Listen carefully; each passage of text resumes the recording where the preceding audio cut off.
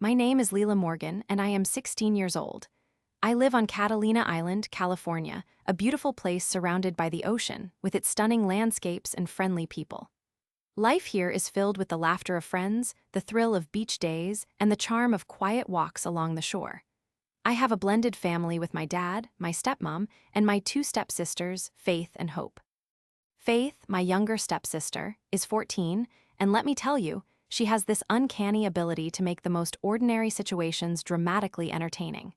However, her energy can sometimes be downright annoying. This past year, we decided to take a family trip on a cruise. This was no ordinary cruise.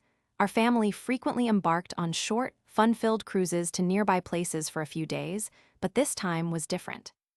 We chose a Carnival cruise that left from Los Angeles and took us to Ensenada, Mexico, with a stopover at Catalina Island. The anticipation was buzzing within me. I was excited about our day on Catalina Island and the adventures to come. The day finally arrived, and as we docked and stepped onto the island, it was like a dream. There were golf carts zipping around, and it felt like a mini paradise.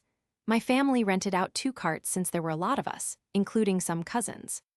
I hopped onto the cart with my dad, my stepmom, and Hope, while Faith rode with 2 of our cousins in another cart. Our excitement was palpable as my dad suggested a race to see who could get to the little beach on the other side of the island first. We sped off, adrenaline pumping through our veins. However, in a flash, everything changed. The next thing I knew, the cart with Faith and our cousins flipped over. My heart sank as I watched. Thankfully, the driver only suffered minor bumps, but Faith ended up with some road burn, and my cousin, the youngest on their cart, had to be airlifted to Los Angeles. The roller coaster of emotions was intense that day. We thought all would be well, but we soon found ourselves in a crumpled heap of drama. Faith received crutches and seemed to thoroughly enjoy the attention her injuries brought her. She paraded around the cruise ship like a little queen, receiving sympathy from strangers and family alike. The next day, we docked in Ensenada, and Faith was determined to milk every bit of her injury for pity. Our family thrived in the vibrant outdoor vendor market. It was our favorite place to explore, filled with locals, delicious street food, and all sorts of treasures. This was also the day my parents finally caved in. They decided to let Faith have a drink to ease her supposed pain, thinking it could help her relax. All it took was one sip for Faith to shed her crutches and begin walking around like nothing had ever happened.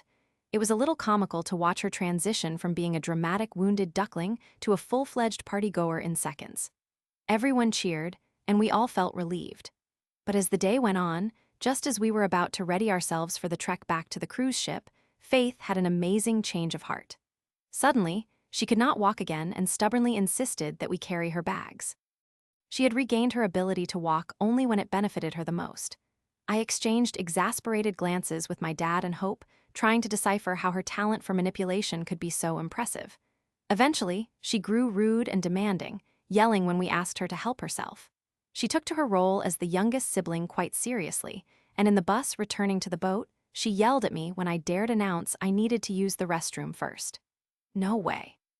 I am hurt, so I am going first. Hurry up," she screamed, hurling insults at me from the other side of the door. Her voice rang in my ears like an unwanted melody. I took my time, relishing every moment of her frustration. Just as I finished and washed my hands, an idea struck me. In a burst of inspiration, I decided to take all the toilet paper in the stall and shoved it into my bag. I made my grand exit, feeling triumphant. Little did I know that this would be a moment of sheer revenge.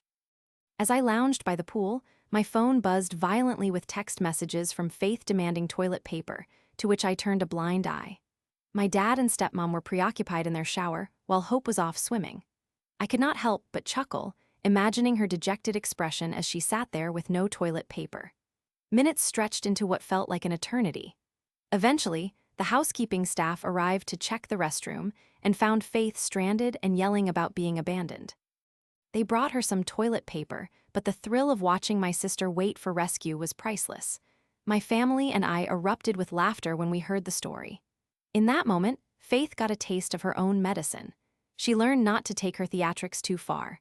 While she may have gotten up on the wrong side of bed that trip, I relished in my victory, letting her take the blame for the dramatic fray. As the cruise continued, the tension between us simmered down. We returned from the trip to our routines, but I could still see the glint in Faith's eye as she plotted her next scheme and attempts to settle the score.